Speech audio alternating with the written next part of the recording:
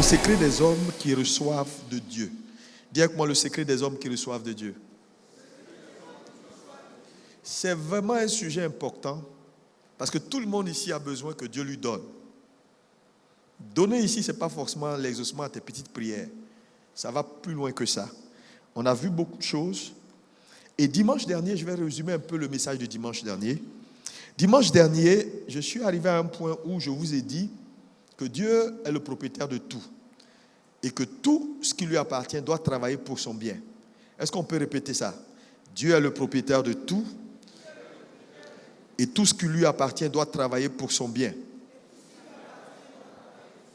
Ça, c'est des paroles que tu ne dois pas oublier, qui doivent rester dans ton esprit et qui doivent s'ancrer en toi. Alléluia. Il est le propriétaire et il a fait de nous, sa création, les gestionnaires de tout ce qui lui appartient. Et j'ai pris 10 choses pour représenter la propriété de Dieu qu'il a mis à la disposition des hommes. Donc, trouvez-moi 10 cellulaires, je vais revenir là-dessus, parce que, donc rapidement, trouvez-moi 10 portables, nous allons reprendre la scène rapidement pour aller maintenant à ce que nous sommes en train de voir. Donc, allez vite, vite, vite, vite, vite. On a ici combien? Il y a 5 ici, c'est bon. Prenez le reste avec, voilà. Naounou, mets-toi là. C'est elle qui est mon gestionnaire. Et JC n'est pas là. Il est où? Descends. Ton rôle ne peut pas changer. Alléluia. Est-ce qu'on suit? Donc, voyez, Dieu est propriétaire de tout. Tout le monde dit avec moi, Dieu est propriétaire de tout. Et on peut donc les 10 portables que j'ai mis là, c'est toute la création de Dieu. Dieu a fait la création. Le règne animal, règne végétal, règne minéral, règne humain. Encore quoi? Tout ce qui est règne que vous connaissez, tout ce que vous voyez dans le monde là, appartient à un règne. Alléluia. Et Dieu a soumis tout ça à l'homme. Le psaume 8, à partir du verset 4, qu'est-ce qu'il dit? Le psaume 8, à partir du verset 4, rapidement, il faut me suivre, j'ai commencé à prêcher. Le psaume 8, à partir du verset 4, il dit, monte un tout petit peu, verset... Oui, quand je contemple les cieux, ouvrage de tes mains. Vous voyez qu'il dit, les cieux, ouvrage de tes mains. Il parle du Seigneur, le Créateur. La lune et les étoiles que tu as créées. Oui, verset 4. Qu'est-ce que l'homme pour que tu te souviennes de lui? Le Fils de l'homme pour que tu prennes garde à lui. Oui, tu l'as fait de peu inférieur à Dieu. Tu l'as couronné de gloire et de magnificence. Oui, verset 6. Tu lui as donné la domination. Est-ce qu'on peut dire avec moi, Dieu m'a donné la domination? Dieu m'a donné la domination. Sur quoi? Les œuvres de ses mains. Donc, Dieu donne à l'homme créé, fait de peu inférieur à lui, Dieu lui donne tout ce qui lui appartient comme bien, comme création. Tu lui as donné la domination sur les œuvres de tes mains. Tu as tout mis sous ses pieds. Le mot tout a un sens. Dieu a tout mis sous les pieds de l'homme. Donc quand il donne à l'homme, il fait de l'homme le gestionnaire de la création ou de tout ce que Dieu a fait. Et ce qui est intéressant ici dans cette affaire, c'est que la création de Dieu ne se limite pas à la terre. Il commence par dire, quand je contemple les cieux, ouvrage de tes mains. Mais on dit, Dieu met sous les mains de l'homme tout ce qu'il a créé, y compris les cieux. Donc la domination de l'homme ne touche pas que la terre, elle touche aussi le ciel. Tu as vu que tu es sérieusement important. Est-ce que tu peux t'acclamer toi-même? Tu as tout mis sous ses pieds. Oui, vas-y, verset 7. Verset 7. Bon, l'hébreu, ça dit qu'il va citer maintenant, il va aller dans les détails de tout ce que Dieu a soumis à l'homme. Amen. Donc, vous voyez qu'à partir de ce verset-là, nous sommes d'accord que Dieu nous a tout soumis. Alléluia. Maintenant, je considère Pasteur Naounou comme l'homme à qui Dieu a tout soumis. Et les 10 portables qui sont là représentent chaque aspect de ce que Dieu a soumis à l'homme. Maintenant, mets-toi devant, Pasteur Naounou. Je te demande de gérer la création. Tu es le directeur de la création. Tu as la responsabilité de gérer tout ce qu'il y a ou tout ce que je t'ai confié. Maintenant, vous suivez. Ici, il s'agit de toi également, il s'agit de moi. Maintenant, n'oubliez pas qu'il y a le créateur qui est le propriétaire de tout. Et il y a le deuxième personnage, c'est qui? Parlez, s'il vous plaît. Comment on peut encore l'appeler? L'intendant. C'est un intendant. Le gestionnaire est un intendant. Alléluia. Donc, premier personnage, c'est qui? Il est quoi? Le deuxième, c'est nous. Nous sommes quoi? Intendant ou gestionnaire. Pasteur Naounou est gestionnaire. Maintenant, il y a un troisième personnage que Jean 10 nous dit, c'est le voleur. Le voleur ne vient que pour égorger, dérober et détruire. Donc lui, sa responsabilité, c'est de détruire tout ce que Dieu a donné à l'homme. Dieu a soumis à l'homme. Détruire tout, y compris l'homme. Le voleur, il est là. Maintenant, Pasteur Naounou, tableau numéro 1, elle va protéger. Elle est un bon gestionnaire. Elle va garder. Elle va, parce que garder ici, là, c'est important. J'ai dit quoi? Allons rapidement aux 4 responsabilités du gestionnaire. Vous avez vu ça dimanche dernier. Numéro 1, quelle est la première responsabilité du gestionnaire? Numéro 1, c'est quoi? Garder quoi? Ce que Dieu t'a confié. Deuxième responsabilité. Protéger. Vous savez la différence entre garder et protéger, c'est ça, non? Troisième responsabilité. Cultiver. Donner de la valeur. Si tu avais 1, tu vas à 2 ou à 3 ou à 4. Tu ne descends pas. Si tu descends, tu es un mauvais gestionnaire. On me suit? Ok. Et l'autre? Le 4e, c'est la redevabilité. C'est ça la responsabilité. Un homme responsable, il comprend le principe de la redevabilité. Parce que quand on te confie quelque chose, ça veut dire il faut faire des comptes. Ça veut dire la chose ne t'appartient pas. Quand la personne a besoin, tu dois lui donner. Tout ça fait partie de la redevabilité. Donc, le tableau numéro 1, elle est le gestionnaire que Dieu approuve. Elle a sa vie qui est sous sa responsabilité d'abord. Donc, elle doit gérer sa propre vie pour s'assurer que cette vie-là ne soit pas cassée avant le temps. Donc, elle ne doit pas manger n'importe comment. Elle ne doit pas vivre n'importe comment. Elle ne doit pas faire n'importe quel choix. Elle doit garder sa vie en équilibre. Parce que je vous dis, quand quelqu'un meurt tôt là, ce n'est pas la faute de Dieu. Hein. C'est un mauvais gestionnaire. Il a mal géré sa vie. Il a passé son temps à se purifier avec des médicaments, on ne sait pas. À boire des potions bizarres. Et quand il a atteint un certain âge, son foie a commencé à dire « Je suis fatigué, je suis fatigué », ainsi de suite. Tout ce qui arrive à un homme est le résultat de ses choix.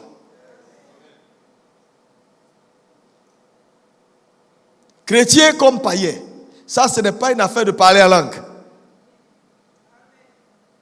Dis-moi amen fort. Parce que là où nous va, le voleur va essayer mais il ne pourra pas. Parce qu'elle va garder. Il va essayer de prendre ses biens, mais elle va garder. Maintenant, qu'est-ce qui lui permet, vous voyez, il y a un vrai combat dans le monde spirituel. Chaque jour, elle est obligée de se battre pour garder sa vie, garder ses affaires, garder ce que Dieu lui a donné. Elle est obligée chaque jour. Merci.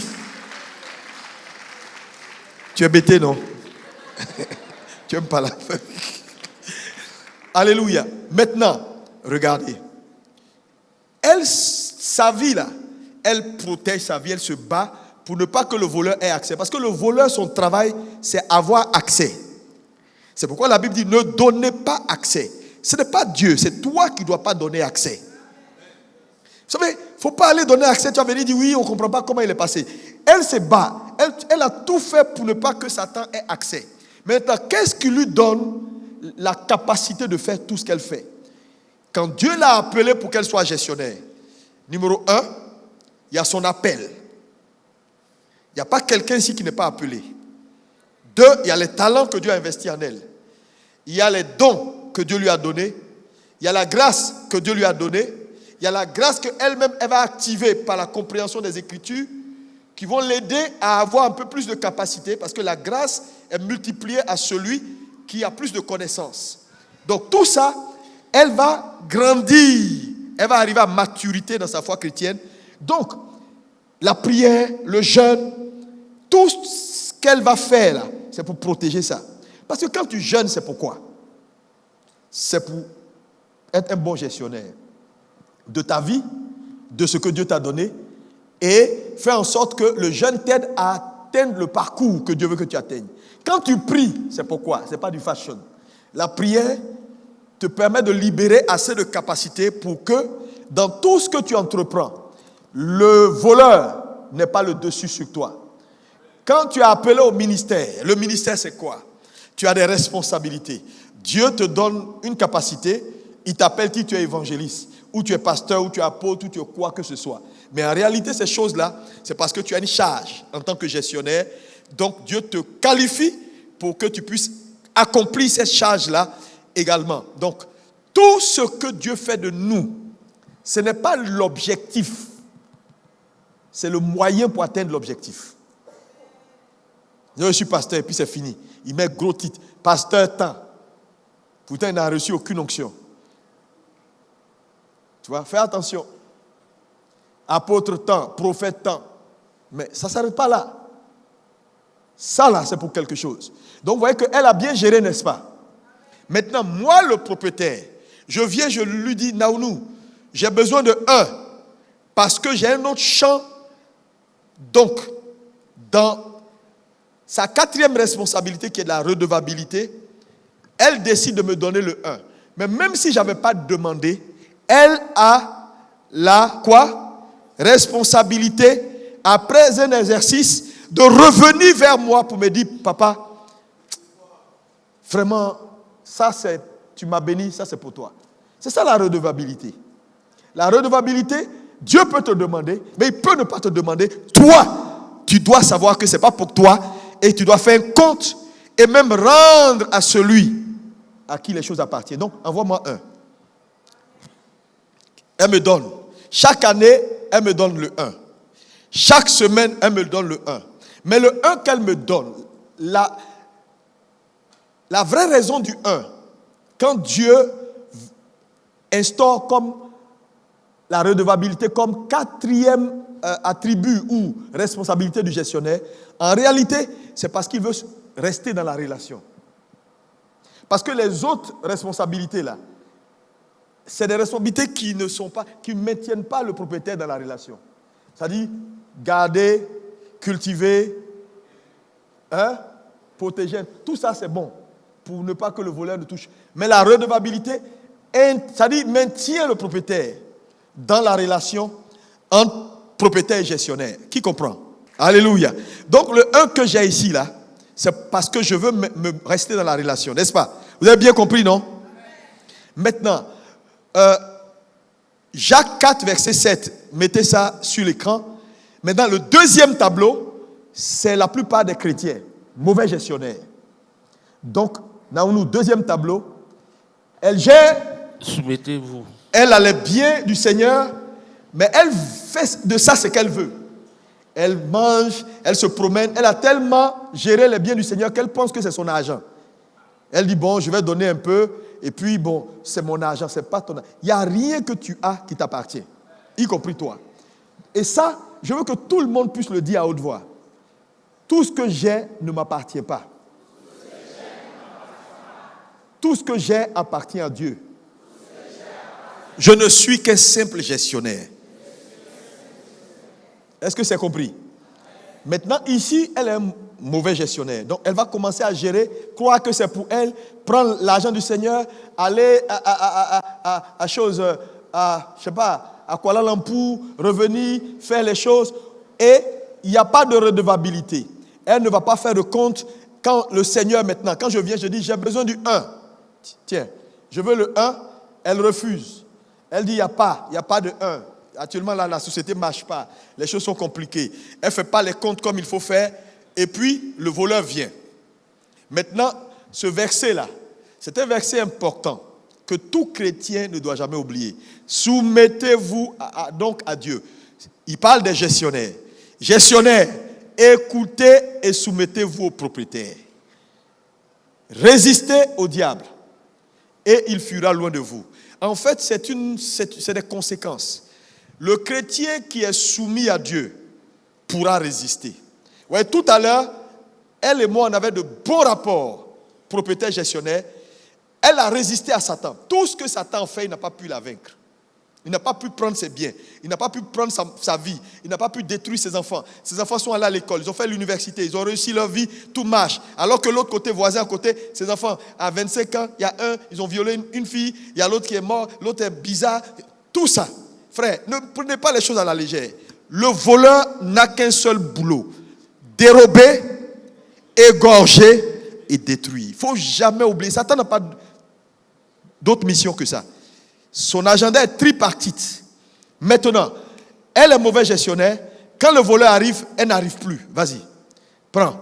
Oui? Elle n'a plus de force pour résister au voleur. Elle essaie, mais elle ne peut pas. Vous comprenez? Elle ne peut plus. Elle n'a plus la poigne. Pourquoi elle ne peut plus? Elle ne peut plus. Est-ce qu'on peut acclamer pour eux? Vous voyez ici? Elle ne peut plus. Mais pourquoi elle ne peut plus? Qui peut me dire pourquoi elle ne peut plus? Parce que pour pouvoir résister, laissez le verset s'il vous plaît. Pour pouvoir résister à Satan, il faut être soumis à Dieu. Mais soumis à Dieu là, il ne faut pas voir au propriétaire qui t'a donné tout. Donc, comme elle n'est plus soumise au propriétaire, parce que la soumission ici là, ce n'est pas venir s'abaisser. Non. Dieu sait quels sont les gens qui sont assis dans la salle, qui sont soumis. Et Dieu sait ceux qui ne sont pas soumis. Venir à l'église, ce n'est pas de la soumission. Venir chercher un miracle, ça c'est pour toi-même qui cherches ton miracle. La soumission, là, c'est un état de cœur. C'est une attitude qu'on a vis-à-vis du Créateur des cieux et la terre. Dieu, il te dit quoi? Comment tu vois ta vie? Comment tu gères? Quand les intérêts du Seigneur sont en jeu, quelle sensation tu as dans ton corps? Ou c'est une indifférence? Tu vas voir si tu es soumis ou pas. Donc, quand on n'est pas soumis, on ne pourra pas résister. Quand on ne peut pas résister, Satan, au lieu de fuir, il va s'approcher. Donc, vous voyez qu'elle est dépouillée. Ses affaires ne marchent pas. Sa vie est mélangée. Les choses sont compliquées.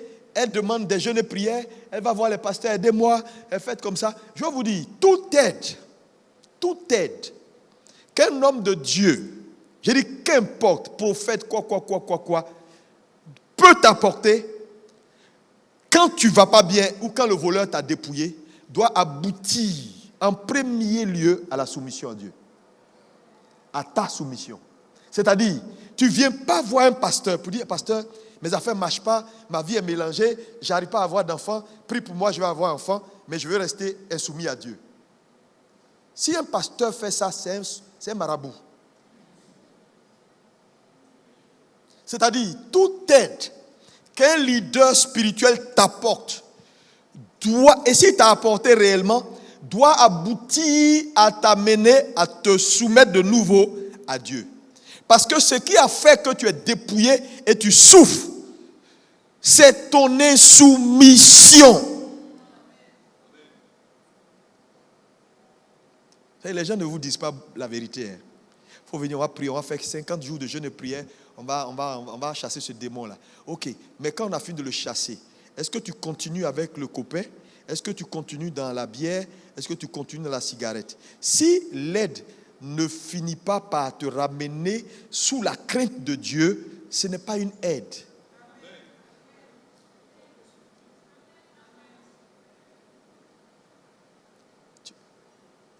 Dis à ton voisin, tu comprends ce qu'on dit?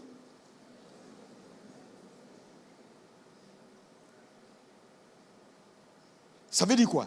Quand tu souffres et puis on t'aide là, quand on t'a aidé, La crainte doit descendre dans ton cœur pour que tu t'approches de Dieu et que tu dises, je ne fais plus ça, je fais ça. C'est ça, la vraie repentance qui aboutit à la vraie liberté. C'est pourquoi on est perpétuellement en train de faire quoi? L'éternel recommencement dans l'église. Oui, là elle a des problèmes. Maintenant elle appelle pasteur Marvé, viens à son secours. Elle veut que pasteur Marvé l'aide, elle vient à l'église, pasteur Marvé, mes business n'ont pas marché, vraiment, là où on doit avoir le bénéfice, va à côté d'elle. Et puis maintenant tu dis, bon, on va t'aider.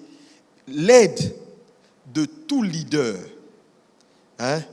tout leader qui doit aider quelqu'un qui est en problème, c'est de t'assurer, il ne faut pas que les gens vont te mentir. Quand tu vois quelqu'un qui a un problème, il y a de l'insoumission quelque part. Il y a de la désobéissance quelque part. Il peut dire non, je ne sais pas, je prie, je suis tout le temps dans un cri de victoire, je donne mes dîmes et tout. Non, non, non. Peut-être tu obéis là, mais il y a des petits trucs dans lesquels tu n'obéis pas. Parce que tant que vous ne mettez pas le doigt sur ce qui est la cause du problème, vous êtes en train de couper les feuilles et la racine. Pour un peu de temps, après la saison des pluies, ça va pousser.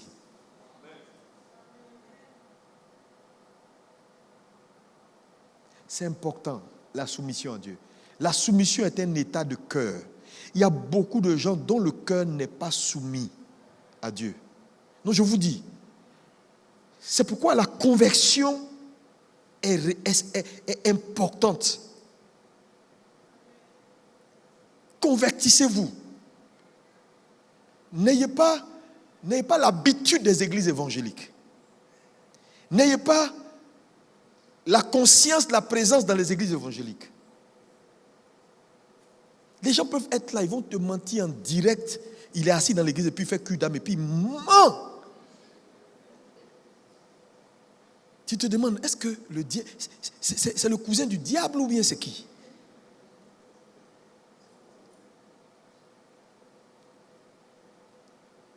Quelqu'un doit demander pardon parce que Dieu est bon. Et Dieu pardonne. Et Dieu change les vies. Acclame pour Jésus.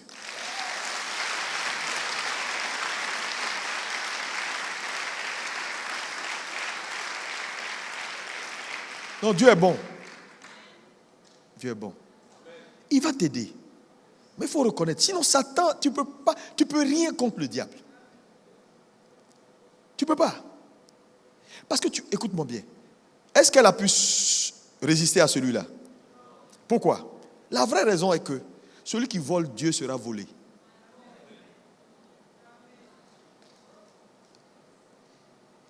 Tu ne peux pas lier un ennemi avec qui tu pratiques les mêmes choses. Parce que lui, il est un voleur. Mais quand vous regardez dans son sac, il y a quelques portables qu'elle a pris pour cacher dans son sac. Et elle n'est pas rendue compte, tu vois. Ce n'est pas pour elle.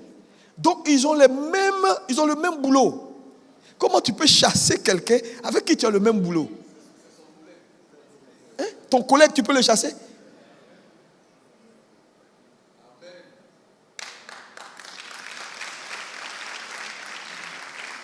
Satan vole, tu voles.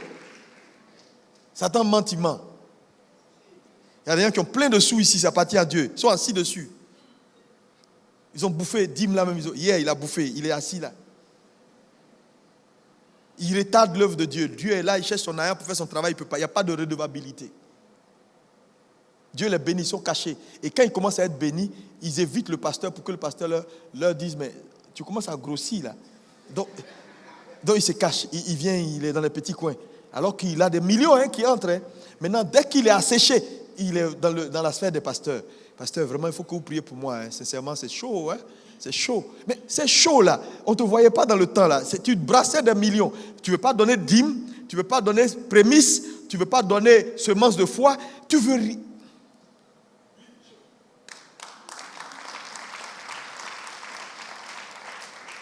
Est-ce que quelqu'un comprend le message de ce matin? C'est simple, ce n'est pas compliqué. Oui. Là, Maintenant, le pasteur peut faire quoi? Le pasteur, la seule chose qu'il peut faire pour elle, c'est de lui demander de revenir sous l'autorité du Seigneur, de changer son cœur et de se soumettre réellement à Dieu, en faisant bien les choses. Donc, la prière qu'il va faire, tout ce qu'il va faire, même si c'est son pied que Satan a tordu, je vais prier pour ton pied, mais la prière doit aboutir à une conscience de repentance. Est-ce qu'on peut acclamer pour eux? Que Dieu vous bénisse. Allez vous asseoir. Alléluia.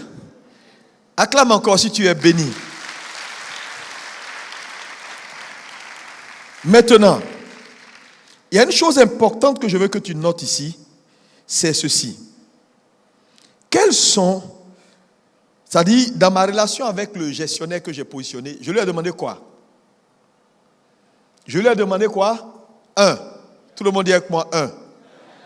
Mais c'est quoi le 1 que Dieu nous demande en tant que gestionnaire? Regardez, il nous donne tout et il demande seulement 1. C'est-à-dire les 9 là, il laisse ça avec nous et il nous demande 1. Pour dire simplement que Dieu est bon. C'est-à-dire que Dieu ne va jamais te demander au-delà. Il prend toujours le minimum dans ce qu'il t'a confié. Donc ne crois pas que Dieu te demande beaucoup. À chaque fois que Dieu pointe, pardon, il dit, donne-moi 10 millions.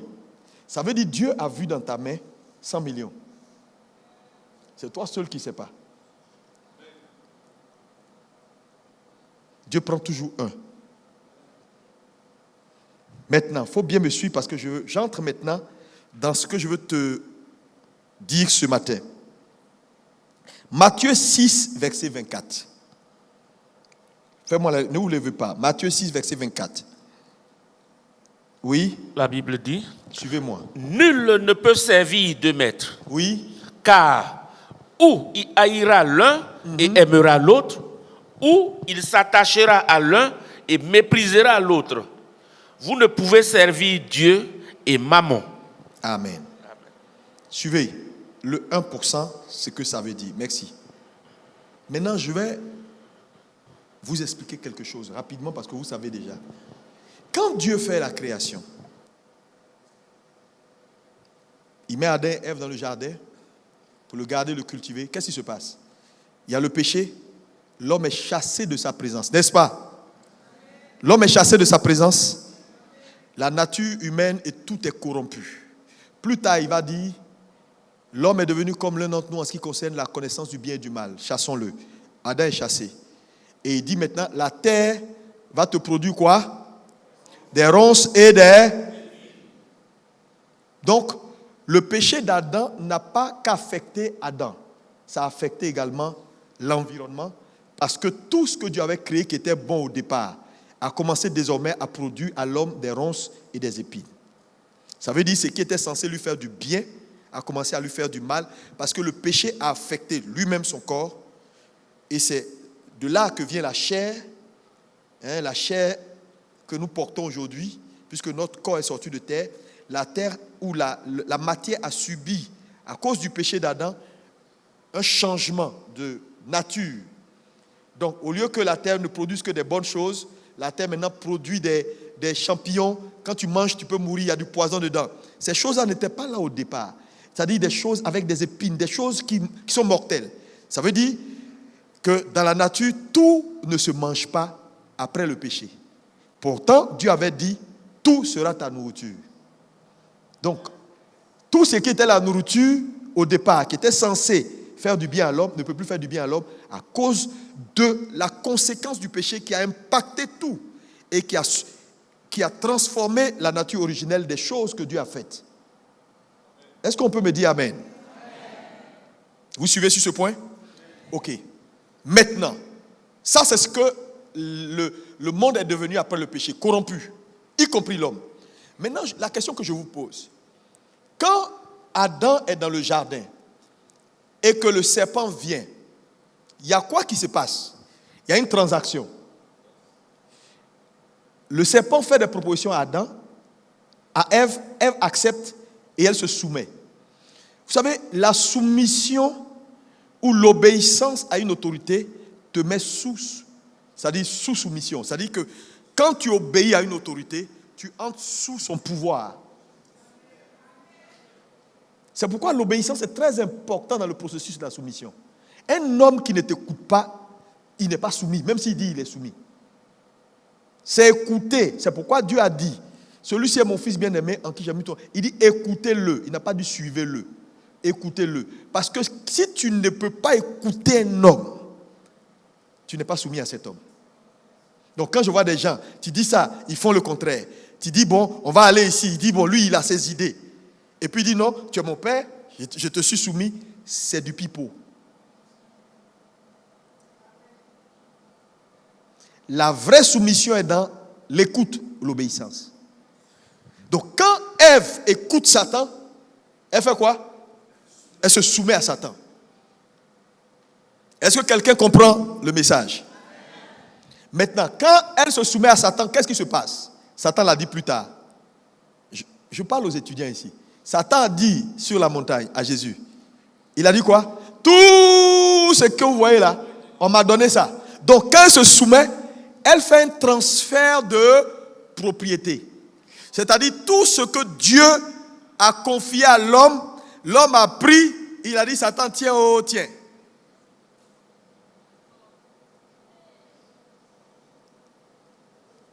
Alléluia. Ok. Vous avez bien compris. Ça veut dire, désormais, toute propriété, tout ce que Dieu nous a confié, en vérité, est sous le contrôle de Satan. À cause de qui?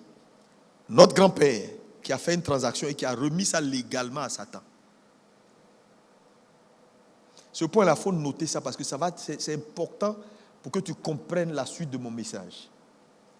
Sinon, tu ne vas pas bien comprendre. Alléluia. Alléluia. On ne dort pas à l'église. Aujourd'hui, je parle doucement parce que pour moi, c'est un point important. Donc, vous voyez, ça, mon téléphone, est sous l'autorité de Satan. Ça, Satan. Tout ce que vous pouvez voir est sous l'autorité de Satan.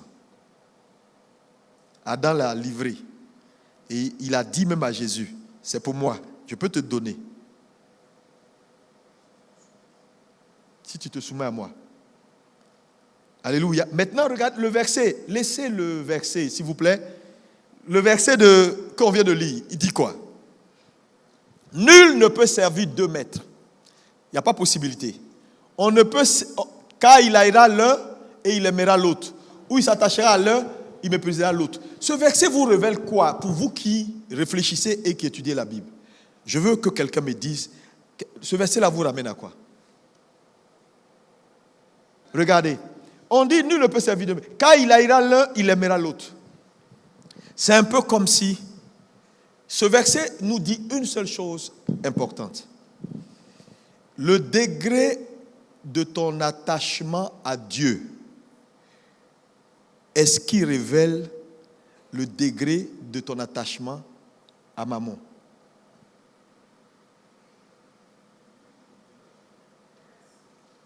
Non, ça veut dire, si tu aimes Dieu à 90%, ça veut dire que tu aimes maman à 10%. Si tu aimes Dieu à 50%. Parce qu'ici, il a dit 2 maîtres. Ça veut dire, il est en train de nous dire, désormais, il n'y a que 2 maîtres. Parce que quand il dit, nul ne peut servir Dieu et, il ne dit pas où. Et, conjonction de coordination qui met au même piédestal les 2 entités. Donc, Dieu, Jéhovah est Dieu, maman également est Dieu. Ou ils pouvaient être en bas comme en haut. Mais et là, ça veut dire qu'ils sont sur la même ligne. Donc, il est en train de nous dire, il y a 2 dieux qui sont là. Il y a le Dieu créateur et il y a le Dieu à qui on a remis la création. Ce n'est pas possible de suivre les 2 en même temps. Ton niveau d'attachement à l'un détermine le niveau également d'attachement à l'autre.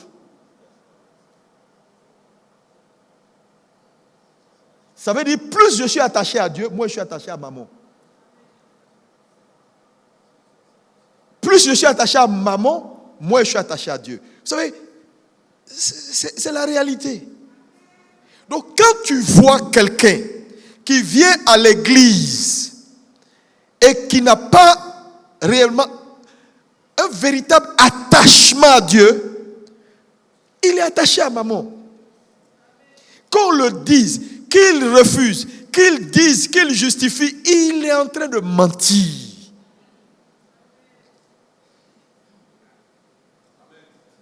Donc, il y a des serviteurs de maman dans cette salle, je te dis, qui aiment la présence de Dieu, mais qui sont là. Parce qu'on ne peut pas servir les deux. Il dit, tu vas finir par t'attacher à l'un et tu vas laisser l'autre. Parce que tu vas basculer à un moment donné. Tu vas basculer. N'oubliez pas que je vous ai dit, mettez ça dans un coin, que Adam a remis toute la création, a donné ça à Satan. Donc, maman n'est pas un petit. Maman, c'est la puissance qui contrôle le matériel. Ce n'est pas l'argent seulement. On dit l'argent. Non, tout ce qui est matériel, il a ça sous son pouvoir parce qu'on lui a donné. Donc, c'est pourquoi il est le Dieu de ce siècle. Alléluia. Je ne sais pas si quelqu'un me suit.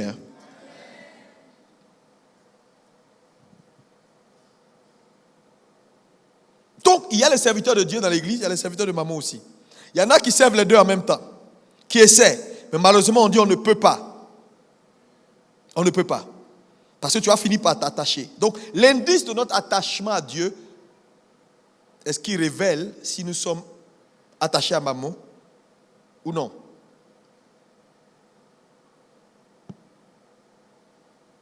Maintenant, suivez ici. Le 1% là, c'est quoi? Pourquoi Dieu réclame 1? Pourquoi il réclame 1? Tu dois comprendre. Je te dis la vérité. Dieu réclame 1 tout simplement parce qu'Adam a tout remis à Satan. Maintenant, je vais t'expliquer maintenant. Je sais que tu es en train de réfléchir. Hein?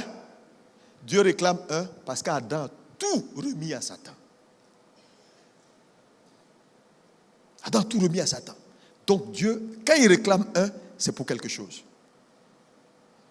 Maintenant,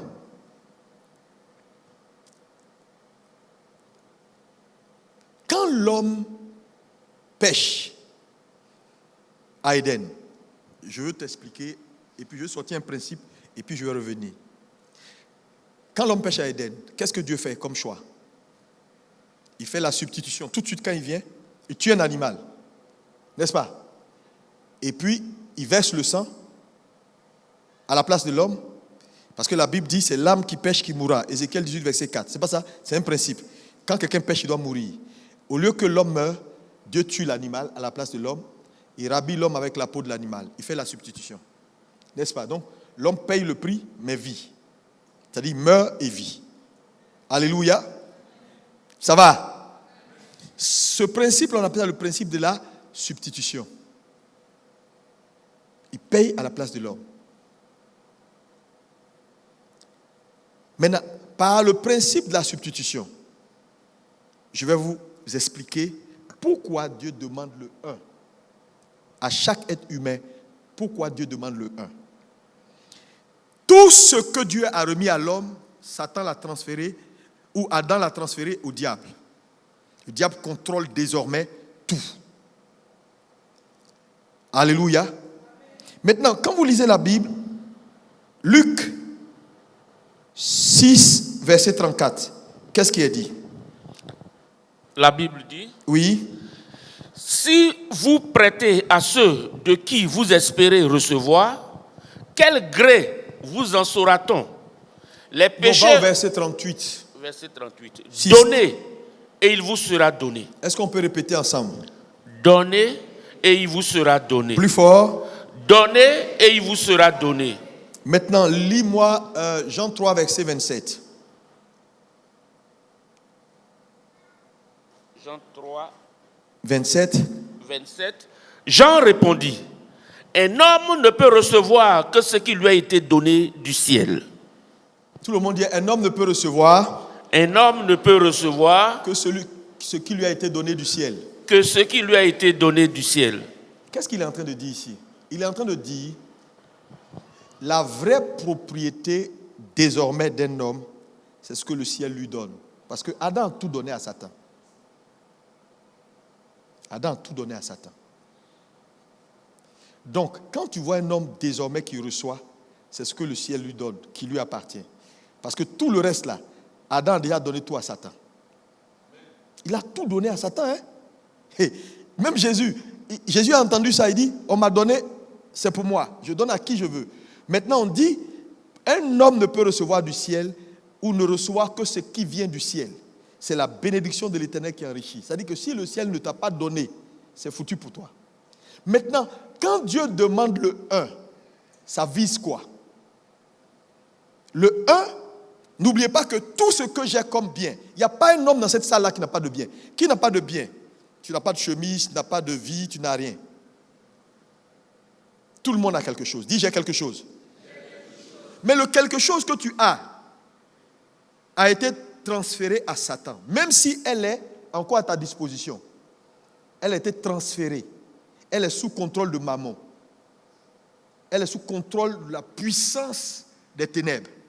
Toute la création a été transférée. Maintenant, pendant que tu gères ce que Dieu t'a donné, mais que ton frère légalement a transmis à Satan, Dieu va venir.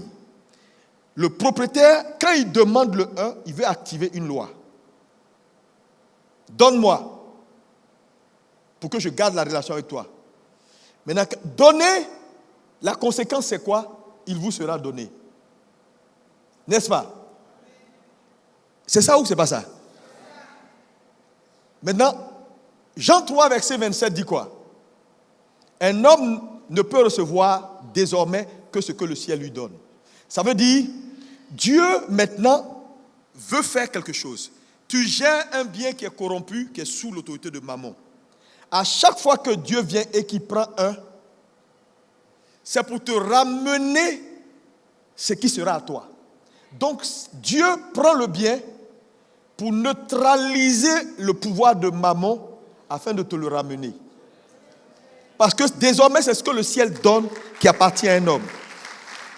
Parce que tout ce qu'il gère ne lui appartient pas en réalité. Les gens sont en train de réfléchir. Ce que je te dis est très important. Frères et sœurs, ce que le ciel... Donc Dieu veut redonner à l'homme. Mais il est obligé d'aller sur le légal. Maintenant, dans la légalité, c'est quoi?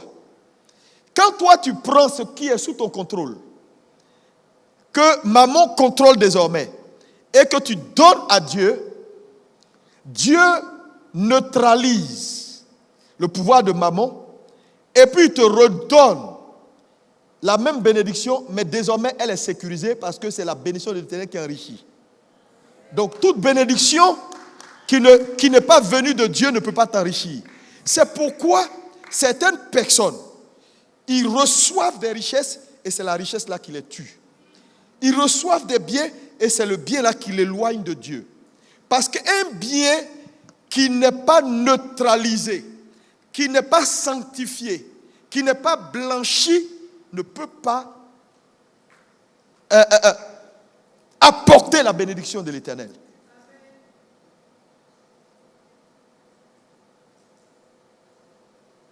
Alléluia. Parce que n'oubliez pas que quand Adam transfère tout à Mammon, Mammon devient un Dieu qui également contrôle. Maintenant, nous travaillons là. On nous donne de l'argent, on nous paye, on a des biens, on a des maisons, des immeubles, on gagne on gagne beaucoup de choses. Mais tout ce qu'on gagne là et qui est sous notre contrôle fait un seul travail. Nous voler le Dieu que nous avons. Parce que c'est pour le voleur. Les biens que tu as, c'est pour le voleur. Maintenant, si tu ne sais pas le neutraliser, il va détruire ta vie.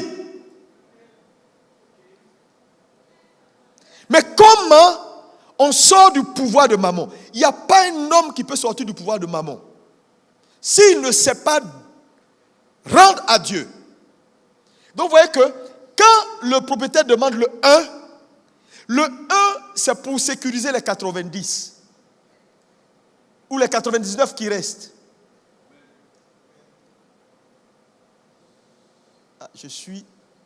Donc, qui ne comprend pas bien, je vais reprendre. Lève la main rapidement. Ok.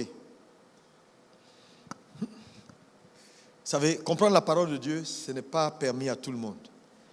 Je suis en train de te délivrer pour toujours dans ta vie. Pour l'éternité.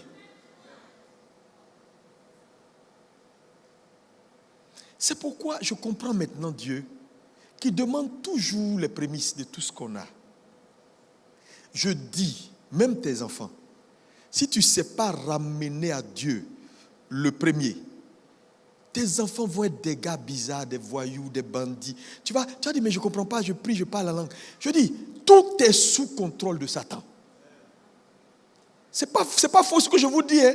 Satan contrôle les richesses de ce monde. Si on te donne maintenant 100 milliards, la probabilité pour que tu finisses païen dans un mois est au moins 90%.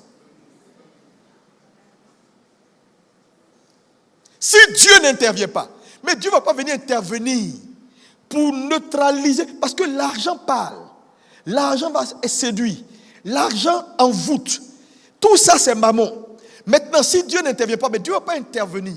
Il va juste dire, je suis le propriétaire, je veux le 1. Le 1, c'est parce que quand tu lui donnes, lui te redonne. Mais ce qu'il te redonne n'est plus pareil avec ce que tu avais. Parce que ce qu'il te redonne est comme une bénédiction où on a tué le venin. C'est-à-dire, on prend une bénédiction venimeuse. Quand tu donnes à Dieu, Dieu tue ce qui peut te faire du mal dans ta propre bénédiction et puis te redonne. Donc maintenant, tu peux jouir d'une bénédiction qui va t'enrichir au lieu de te détruire. C'est pourquoi la plupart des gens qui craignent Dieu, dont l'argent ne contrôle plus et qui ne sont plus sous le pouvoir de Mammon, ce sont ceux qui aiment donner. Parce qu'en réalité, quand il dit, là où est ton trésor, ton cœur est là-bas. Ça veut dire le cœur d'un homme suit son trésor. Quand Dieu demande le 1, c'est pour qu'en réalité, ton trésor soit en lui. Et si ton trésor est en lui, ton cœur sera en lui. Et quand ton cœur est en lui et qu'il est pris, Mammon ne peut plus te contrôler. En réalité, tu vis, mais ton cœur est dans un corps fort avec ton Seigneur.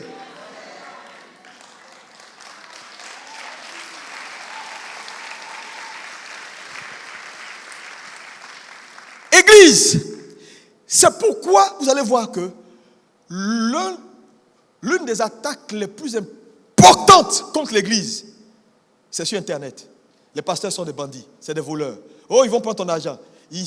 Cette affaire de dîmes là. Oh, laissez-les, c'est des voyous, c'est des voleurs, c'est des voleurs, c'est des voleurs, c'est des voleurs. Mais je dis, mais quand vous dites que les pasteurs prennent l'argent des fidèles, les fidèles, ils ont quoi? Ils ont quoi? Ils ont quoi? Ils ont quoi? Il n'y a même pas quelqu'un ici qui a 1 milliard sur son compte. On prend un de qui? La vie qui est enseignée là, ce n'est pas l'affaire des gens. Ils vont essayer d'attaquer l'église. Parce que je vous dis, quand l'église est affaiblie, parce que l'église ne sait plus donner, le matérialisme entre dans l'église. Maman prend le contrôle. Maman gère l'église. Ils sont là, mais c'est leurs affaires et leur business, leur argent. Et quand on parle, quelqu'un dit non, on demande trop là dans l'église. On veut te sauver. C'est le 1 qui protège les 99. Sinon, les 99, c'est du poison que tu vas manger. Et maman va s'asseoir sur le trône de ton cœur. on ne peut servir 2 maîtres. Il y en a 2. Mais la façon dont Dieu trouve, ou ce que Dieu a choisi comme un mécanisme pour sauver ses enfants, parce qu'Adam a tout donné à Satan, c'est d'appliquer des principes qui sont légalement bibliques. Personne ne peut l'accuser. Il dit donne-moi. Quand tu lui donnes, il neutralise, il te redonne. La plupart des gens qui viennent ici en Côte d'Ivoire et qui viennent blanchir leur argent de cocaïne ou bien quoi, parce que bon, il y en a qui le font, ils font comment? Ils ont fait leur truc, ils ont eu leur argent, ils construisent un immeuble, ils font dormir les gens dedans. C'est du social. Ils cassent les prix, les gens dorment. Maintenant, quand ils payent leur loyer, c'est plus l'argent de cocaïne. Il a blanchi, c'est ça qu'on appelle blanchi, il a blanchi. Donc un chrétien qui ne sait pas rendre à Dieu va subir de sa vie. Frère, prémisse. Et le 1%, c'est quoi? Dans la vie de chaque chrétien, il y a des choses que Dieu attend. Par exemple, les sacrifices, ça fait partie de notre culte. Ça fait partie des 1%. Les sacrifices, c'est ton culte. Un chrétien qui ne sait pas sacrifier n'a pas de culte. Ça fait partie des 1%. J'ai dit, Satan va infiltrer tes affaires. C'est une affaire de temps. N'écoutez pas les gens qui racontent leur vie sur Internet parce qu'ils veulent détruire l'église. Je vous ai dit, Coca-Cola n'a pas rempli le monde par la prière, mais par leur capacité de financement de leur stratégie qu'ils ont mis en place. Vous savez, les idées qu'on a pour évangéliser et faire certaines choses pour que les gens soient sauvés, si sans financement, ce n'est pas possible. Satan sait que quand tu affaiblis un homme financièrement, tu l'as eu. Quand un homme est sous le contrôle de Mammon, son cœur va se serrer quand tu vas lui dire j'ai besoin de ça pour faire l'œuvre de Dieu. Il va te dire il n'y a pas l'argent, on a donné 1 million en pas 3 jours, maintenant on a donné encore 1 million, pourtant toi tu respires chaque seconde. Hein. Dieu ne dit pas je t'ai donné un peu d'air aujourd'hui, pourquoi tu me demandes un peu d'air encore demain?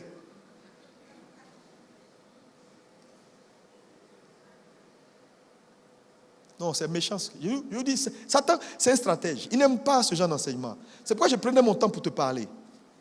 Pour dire que tous ceux qui aiment donner sont libres du pouvoir. Ils sont libres du pouvoir de Mammon. Si tu n'es pas un donneur, tu ne peux jamais être libre du pouvoir de Mammon. Non, jamais, je te dis. Moi, j'ai connu des gens qui sont libres du pouvoir de Mammon. Ils sont libres. Ouh, quand ils reçoivent, ils disent c'est pas mon argent, ça c'est pour Dieu. Tu veux, faut prendre. Vous voulez faire quoi? Je vous donne. Ça dit, moi-même, je regarde la libéralité du monsieur et puis je suis surpris. C'est pourquoi l'église est affaiblie. Les gens amassent, ils construisent des immeubles, ils font des affaires. Ce qui est normal. Mais vous rachetez ces choses-là comment? Dieu vous demande le 1. Il y a votre sacrifice dans le 1. Il n'y a pas que votre sacrifice. Hein? Il y a vos dîmes dans le 1. C'est notre culte, la dîme. Dans le 1, il y a ton culte. C'est ça la redevabilité. Tu ne peux pas venir, on prie pour toi, tu es béni. Tu vas, tu travailles, on te donne 500 000 francs par mois et puis tu ne viens pas rendre compte. Quand les gens viennent devant là, c'est un compte, ils viennent rendre compte au propriétaire. On m'a donné mon argent ce mois. Hein. Voilà tes 10%. Je suis reconnaissant que c'est par toi que je suis. Les gens sont assis là-bas. 1 mois, 2 mois, 3 mois, 5 mois dans l'église. Ils ne donnent pas de dîmes. Ils mangent leurs dîmes. Et ils attendent quoi? Que le voleur ne les dévore pas.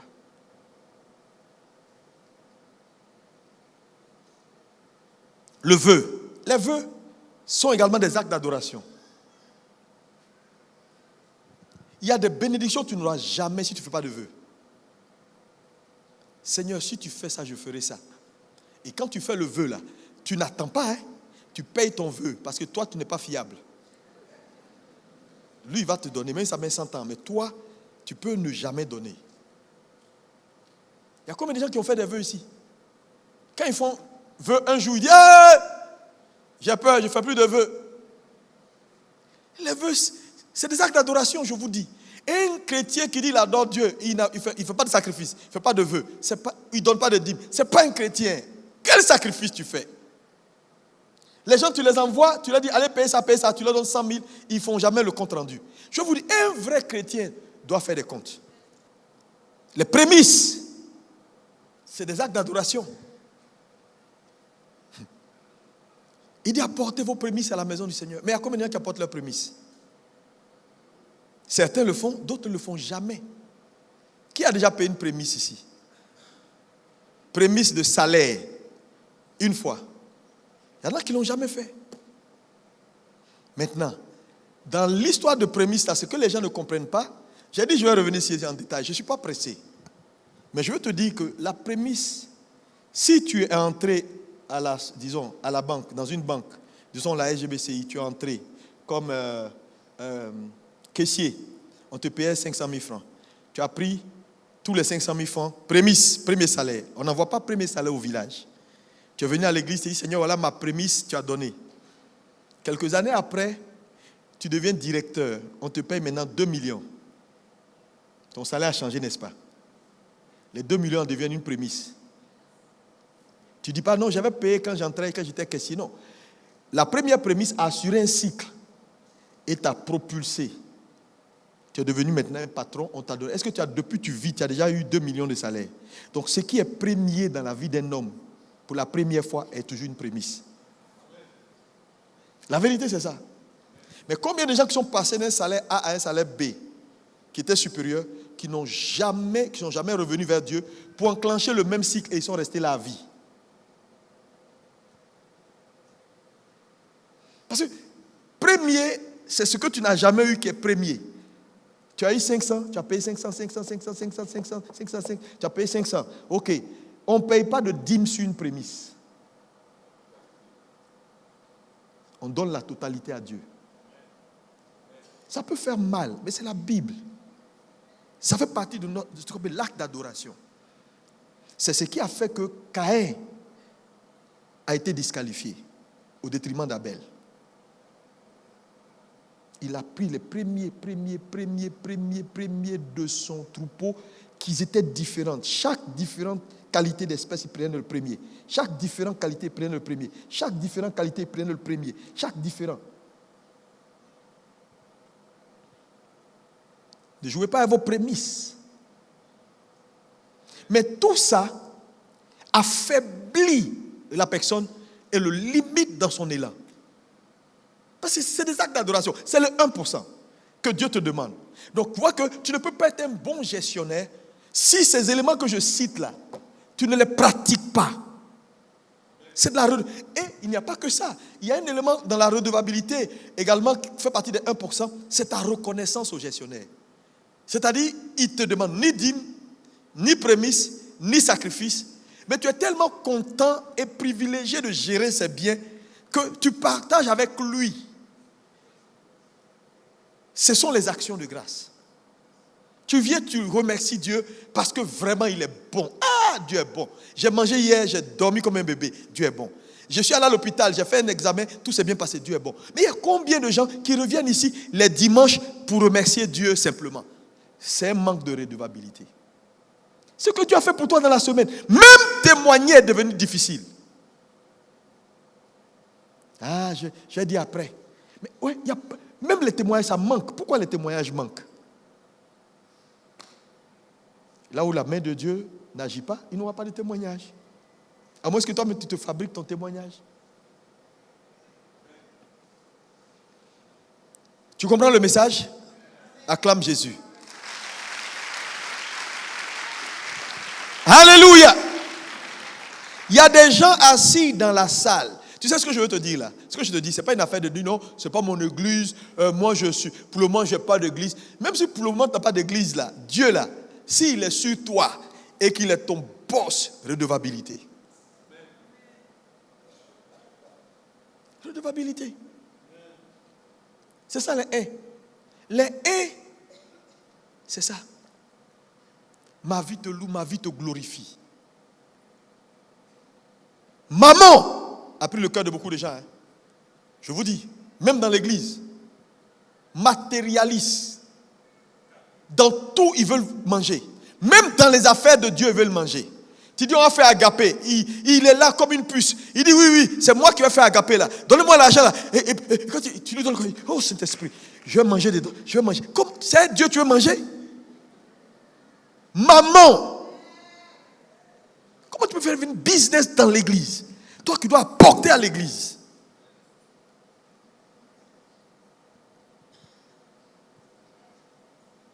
Vous savez, les païens là, ils ont compris ça. Il y a des gens ici, ils sont tout le temps en train de faire des affaires. Millions. Ça passe par leurs mains, ça rentre, ça sort. Millions. En tout cas, je vous dis, moi je ne vois pas.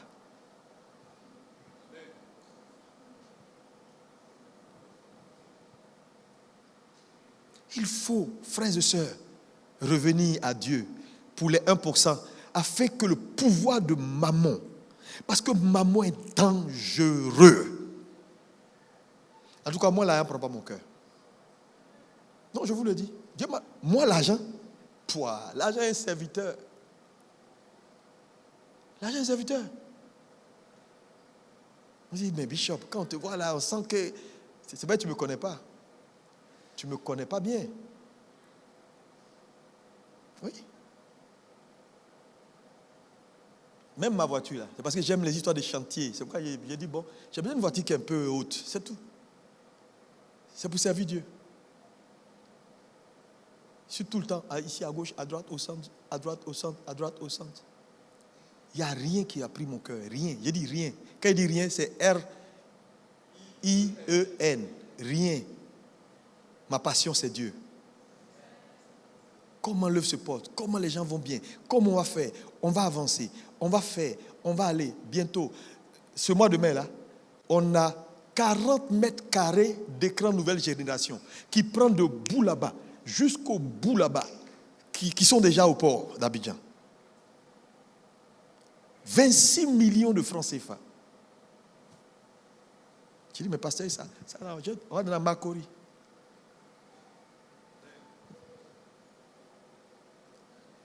Il faut aimer Dieu. Il faut aimer Dieu. Le pouvoir de Mammon sera brisé. Dieu va te faire confiance. Parce que vous savez, tant que le pouvoir de Mammon n'est pas brisé sur la vie d'un homme, il ne peut pas bénéficier de la confiance de Dieu. C'est pourquoi il y a peu de riches dans nos églises. Est-ce que vous savez ce qu'on appelle l'argent? Dieu donne ça à un.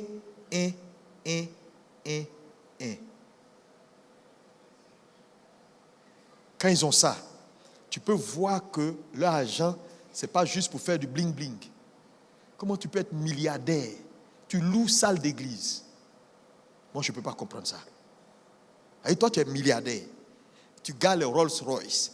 Il n'y a pas plafond dans ton église.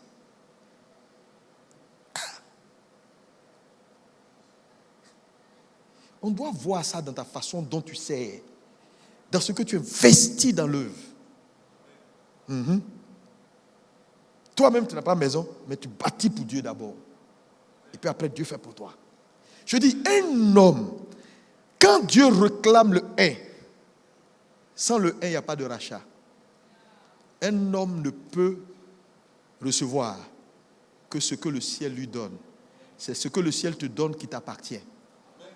Donc ça veut dire actuellement, si tu es malin, tu vas transférer les biens que tu as là, que Satan a remis à Mammon là. Tu vas les...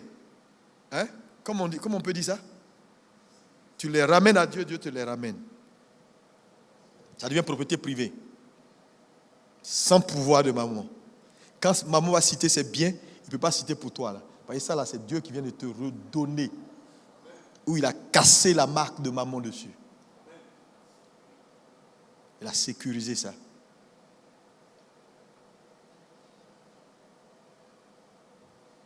Il y a des gens, même s'il y a un besoin à l'église, qu'ils ont ça à la maison. Non. Ça c'est mes choses, ça. C'est pour ma maison, ça. Ça ne peut pas aller à l'église. Non. L'église, non. L'église. Ok. Est-ce que quelqu'un a compris mon message? Donc, mettez-moi les deux versets là au tableau, je vais terminer. Sur l'écran. Jean 3, 27. Non, Matthieu 7, 7 et Luc 6, 38. Demandez et l'on vous donnera. Cherchez et vous trouverez. Frappez et l'on vous ouvrira. Et le deuxième, donnez et il vous sera donné. On versera dans votre sein. Non, j'ai besoin juste de deux choses. Tout le monde dit avec moi, donnez, il vous sera donné. Donnez et il vous sera donné. Et Matthieu 7,7. Demandez et l'on vous donnera. Demandez et l'on vous donnera. C'est-à-dire, on va superposer les deux versets là. Amen. Le premier, Matthieu 7,7, c'est quoi? Répétez tous dans la salle, lisez. Le premier, c'est? Non, on reste à demander et l'on vous demandez et l'on vous donnera. Donc, le deuxième, c'est? Donnez et il vous sera donné. Donnez et il vous sera donné. Ça, je l'ai déjà dit et je vais le redire encore. Maintenant, si donnez et l'on vous donnera, c'est ça? Donnez et il vous sera donné. Il vous sera donné. Qui donne ici? Qui donne? C'est Dieu. C'est Dieu qui donne. Amen. Demandez et l'on vous donnera. Et l'on vous donnera. Qui donne? Dieu. Donnez et il vous sera donné. Qui donne? Dieu. Ok. Mais vous voyez que pour ceux qui sont là à l'école, Donc, le premier, il vous sera donné là, est égal à l'on vous donnera. Le deuxième, n'est-ce pas? Amen. Ça veut dire donner ou demander est égal à donner. Amen. Ça veut dire à chaque fois que tu veux demander à Dieu, comprends simplement que désormais, à cause de ce qui s'est passé et que Satan a tout remis, demander c'est donner.